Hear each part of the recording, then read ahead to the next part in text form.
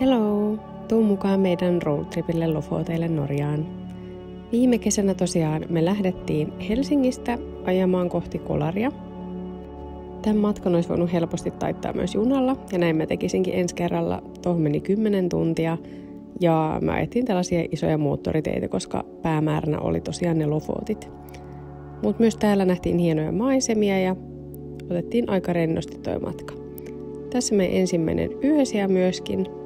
Tämä oli Tornionjoen varrella, ja meillä oli mukana trangia ja keiteltiin aina aamupuurot. Sitten me jatkettiinkin tuosta Kilpisjärvelle. Tähän meni sellainen 3 tuntia. Siellä me nähtiinkin jo ensimmäiset porot. Nämä oli ihan tässä ennen kuin kiivettiin tuonne saanalle. Ja tässä jo huomasi, miten paljon luonto alkoi muuttumaan. Ja maisemat oli kyllä tosi upeat täältä saanan vuoren huipulta.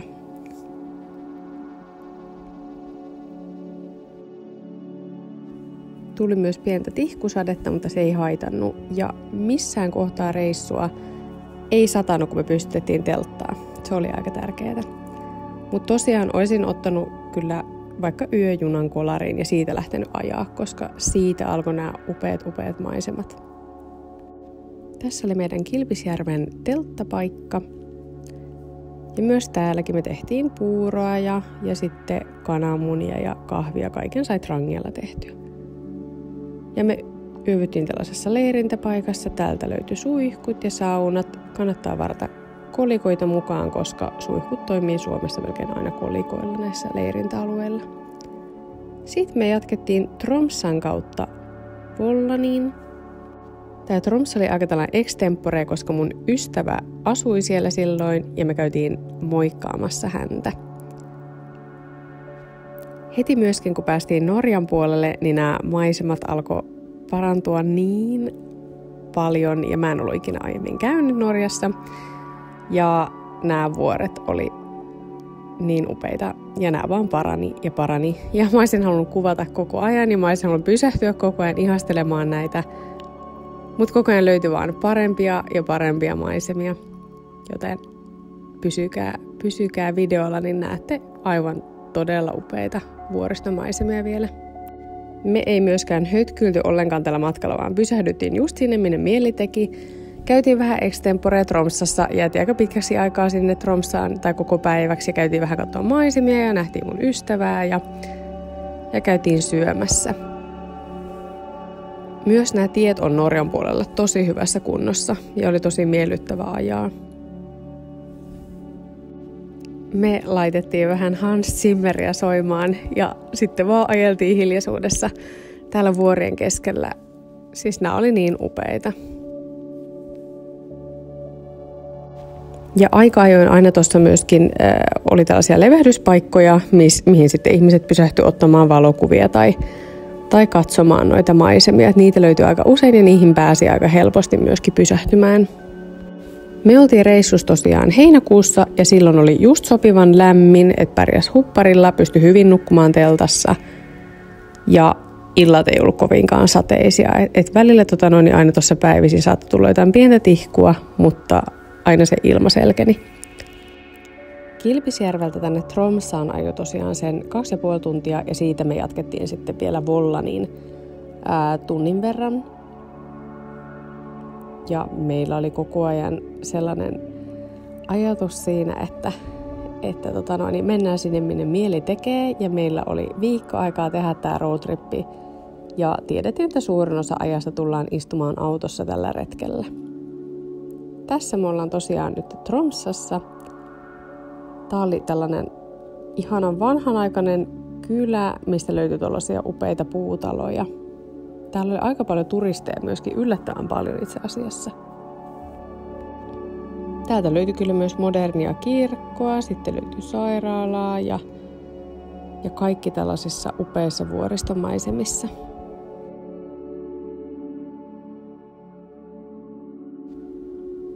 Täällä me käytiin myös syömässä ravintolassa. Ja jaloteltiin ja käveltiin ympäri Tromssaa mun ystävän kanssa. Täällä muuten löytyi meritähti myöskin, eli tuo vesi on tosi kirkasta ja me nähtiin meritähtiä tuossa merenpohjassa. Tässä vielä näkyy tuo meritähti.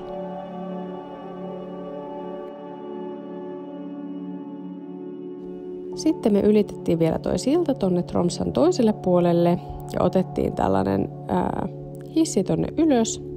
Ja täältä näkyy vielä upeat Tromssan maisemat. Koko kaupunki näkyy tuolla alhaalla. Tää oli suht kallis, olisi kulunut 20 € päästä tonne tuolla hissillä. Mutta oli ihan sen arvoinen.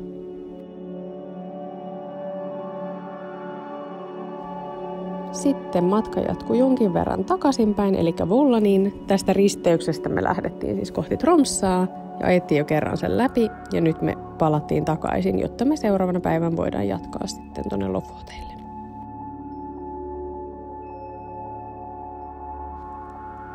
Mutta myös tämä takaisintulomatka oli jotenkin niin huikea, kun näkee nämä vuoret toisesta suunnasta ja tuntuu koko ajan, kun sä ajaisit keskellä jotain elokuvaa.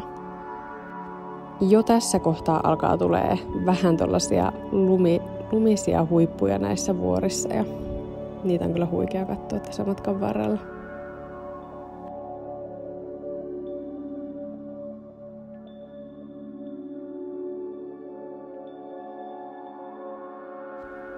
Näin saavuttiin Vollaniin, jossa me sitten yövyttiin 1 yö. Seuraavana päivänä me lähdettiin Narvikin kautta Uttaklei Beachille, jossa oli ihan todella upea tällainen camping area. Ja me päätettiin mennä Narvikin kautta, koska me oltiin katsottu, että se on myös tosi tällainen suosittu kohde käydä. Me haluttiin nähdä se. Ja eipä tiedetty vielä siinä kohtaa, että toi sillan ylittäminen tuonne Narvikkiin tulee sitä maksamaan. Eli siinä tuli ensimmäistä kertaa tällainen tietulli, josta ei enää voinut perääntyä siinä kohtaa, kun sen sillan oli jo ylittämässä. Eli se tulee niin myöhään sellainen kyltti, että tämä tulee sitten maksamaan 10 €. Niin siinä kohtaa ei voi enää perääntyä.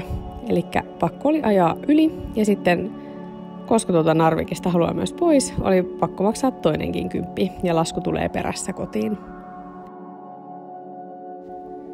Mutta taas ajateltiin, että käydään jallottelemassa tuolla Narvikissa ja käydään syömässä jotain paikallista hyvää kalakeittoa ja käydään vähän katselemassa paikkoja, niin nyt kun kerran sieltä ollaan ylitetty. Oli tääkin tosi upea kokemus. Ja mehän yövyttiin teltoissa, joten niihin ei juurikaan mennyt rahaa. Jotkut telttapaikat maksoi, esimerkiksi Uttakleivilla, mutta katsotaanpas se kohta. Tässä ollaan nyt perillä Narvikissa, joka alkaa melkein heti ton sillan päättymisen jälkeen. Täällä oli aika paljon porukkaa myöskin, eli monet muutkin oli löytänyt tänne. Täällä käytiin syömässä tuollaista kalakeittoa ja sitten vähän käveltiin noita vuoristoisia katuja pitkin. Kaikki ihmiset oli superystävällisiä, hintataso oli aika korkea, kaikkialla tuollainen kalakeitto oli ehkä 20-25 €. Sitten täytyy muistaa myös maksaa parkkimaksut, jos jonnekin jättää parkkiin. Sitten me lähdettiin takaisinpäin ja lähdettiin ajamaan kohti tätä Uttakleivin rantaa, joka sijaitsee tuolla jo melkein Lofotien loppupäässä. Tähän reissuun Vollanista Narvikin kautta Uttakleiviin meillä meni sellainen 6-7 tuntia, eli aika pitkään tuohon ajamiseen. On myös olemassa sovellus, josta olisi voinut katsoa, että missä kaikkialla näitä tietulleja tulee, mutta ainakaan tällä matkalla niin muualla ei tullut kuin vaan tuo Narvikin siltamakso, mutta jos lähtee seikkailemaan muille reiteille, niin saattaa tulla useamminkin näitä. Sitten ollaan taas jossain tunnelissa. Näitä tunneleita tuli aika paljon. Pisin taisi olla joku 6-7, ehkä jopa 8 kilsaa pitkä. Ja ennen sitä tunnelia lukee aina, kuinka pitkä se tunneli on. Nyt alkoikin jo nämä lofottimaiset maisemat. Aina kun luulee, ettei tämän parempia maisemia enää voi tulla, niin kyllä vaan voi. Ja edelleen nämä tiet ihan tuonne Uttakleiviin asti, niin nämä oli tosi hyvässä kunnossa. Ja Uttakleiv on melkein siellä päässä. Me ei käyty siellä Oossa, joka on ihan se viimeinen kalastajakylä, vaan me ajettiin sitten tuonne Reineen. Mutta tässä vielä matkalla tuonne Uttakleivi Beachille. Me oltiin itse asiassa bongattu tämä kohde TikTokista. Ja katsottiin, että tämä on sellainen leirintäalue, missä siis on tuollaisia lampaita siellä rannalla ja siellä näkyy tämä keskiyön auringonlasku. Eli tämä on toisella puolella kuin missä tämä O ja nämä on. Niin tuolla näkyy sitten meidän onneksemme just siinä iltana myöskin tämä keskiyön auringonlasku. Eli aurinko laski 00:30. Tässä taas yksi levähdyspaikka, mihin joku jäi varmaan ihastelemaan maisemaa.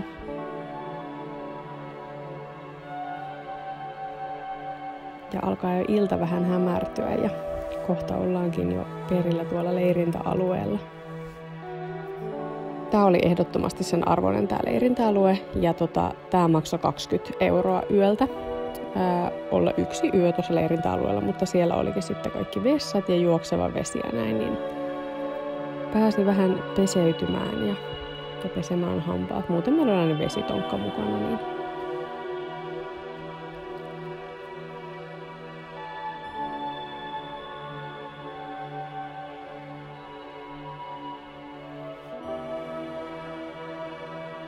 tämä oli upeaa tällaista norjalaista maaseutua matkalla tonne Uttakleiviin ja aika rauhassa sai illalla ajalla. Tämä oli kaksisuuntainen tunneli, jossa oli vain yksi kaista, että tuohon sivuun voi vetää. Jos joku tulee vastaan, mutta nopeusrajoitus oli 80 kilsaa tunnissa. Mutta hei, vihdoin perillä Uttakleivin rannalla. Tämä auringon valo oli upea ja täällä oli noita lampaita, jotka ei yhtään häirinnyt ketään telttailijoita ja siinä rauhassa laidunsi. Täällä oli muutama muukin telttailija, mutta ei ollenkaan mitään tungosta. Yhdessä sitten katsottiin auringonlaskua. Tuolla Jäämeressä olisi myöskin voinut käydä uimassa, jos olisi mieli tehnyt. Mutta täällä oli tosi rauhallinen tunnelma ja kaikki oli hurjan mukavia.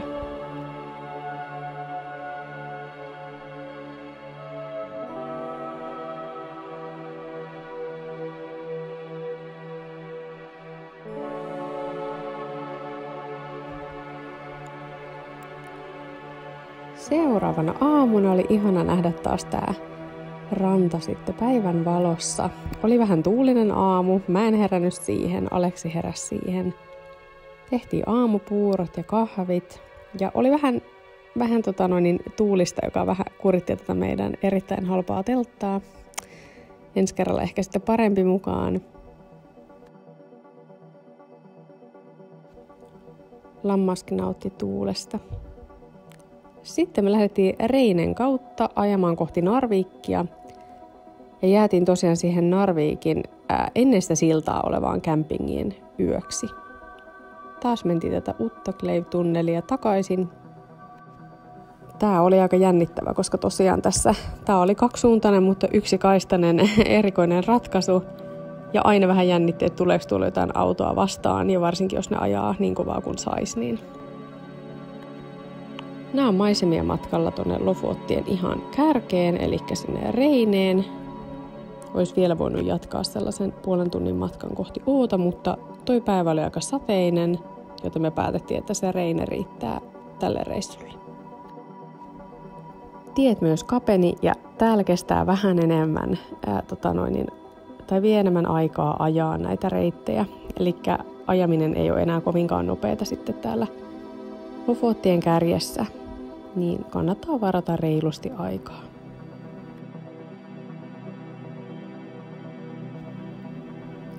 Sittenpä me lähdettiin tuonne Reineen käymään vähän kahvilla ja otettiin tuosta jotkut paikalliset pullat. Paikallinen poliisiasema ja heidän poliisinsa. Näköjään puuhun kaiverrettu noin nimetkin, että niin varmaan on, että siellä ovat. Ja tuolla näkyy vielä Reine, kun me ollaan lähdössä poispäin sieltä.